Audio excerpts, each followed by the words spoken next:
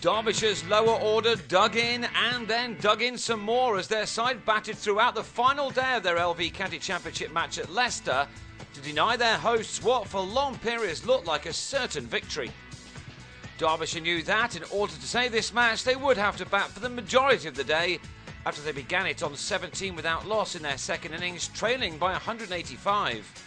After Wayne Madsen struck an early boundary, Leicestershire were amongst the wickets in the fifth over when Wes Durston was legged before to the evergreen Matthew Hoggard for 10. Madsen and Usman Khawaja then put up the barriers, making their intentions for the day clear enough, although Nathan Buck came close to getting the Australian, this ball pitching just outside his leg stump to save him. With a bit more luck, Buck would have had his man, this delivery far too good even for a player with test match experience. Batting conditions were certainly testing on a wearing pitch, and Khawaja had to be clear in his mind when to leave the turning ball. He got this one just about right. Runs were almost of secondary concern as the score crawled along at barely 2 runs per over. Shots such as this, something of a rarity.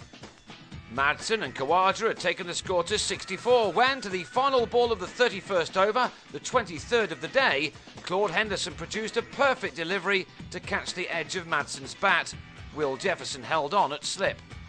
Leicestershire was soon celebrating again as Khawaja finally decided to attack, but in doing so nicked the ball onto his pad, allowing James Taylor to take an excellent diving catch at short leg. At 65 for 3 and going nowhere, Derbyshire were in a spot of bother, and with Henderson bowling a very long and astute spell, it was not going to be easy for them to survive. To make matters even harder, Jigganake was also bowling some clever stuff at the other end, causing Dan Redfern all sorts of problems. Into the second session, and the blocking from the batsmen continued, with just the occasional bad ball being punished. 20 minutes into the afternoon session, Redfern edged Nate to Jefferson to go for 14, the total on 100 for 4 in the 50th over. A minimum of 54 overs was still left for Leicestershire to claim the last 6 wickets, but with the spinners on, there were always going to be many more overs than that, and with Henderson getting the ball to jump and spit, Derbyshire's task looked to be an uncomfortable one. Chesley Hughes tried to upset Henderson's rhythm and spread the closing in fielders.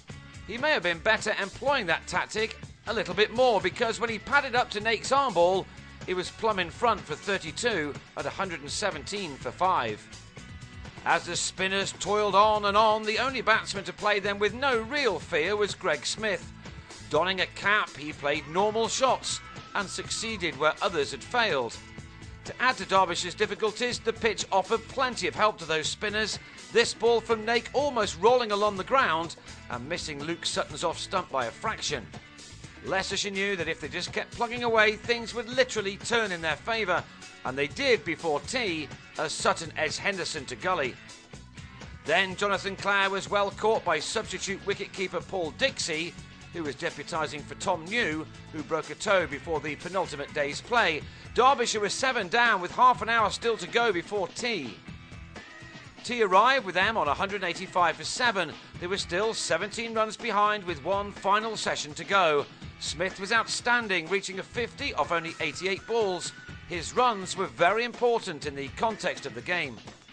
But his next ball he edged Buck behind. Hoggard's decision to give his spinners a well-deserved rest while the second new ball was taken looked like a good one.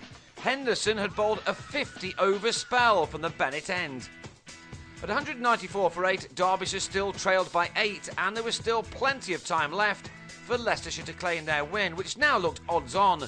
There were some anxious moments for Tim Groenewald and Azim Rafiq, but they battled brilliantly when everything seemed against them. This extraordinary shot by Groenewald took Derbyshire into the lead and ensured that every minute at the crease now was effectively worth double. Rafiq showed immense powers of concentration as he blocked and blocked. This was his only boundary from the 122 balls he was to face in his match-saving innings. The loanee from Yorkshire had been at the crease for 34 overs in making 18 when Leicestershire were given a final lifeline, Rafiq edging Hoggard to Jefferson. Derbyshire's lead was still only 7, but then the number 11 Mark Turner hit a couple of very useful boundaries, and it soon meant that Leicestershire had run out of time in order to win the match and avenge their innings defeat to this opposition earlier this month. It had been an exceptional rearguard performance from the visitors, and when Groeneval defended the final ball to end a stay of an hour and a half, the game had been saved.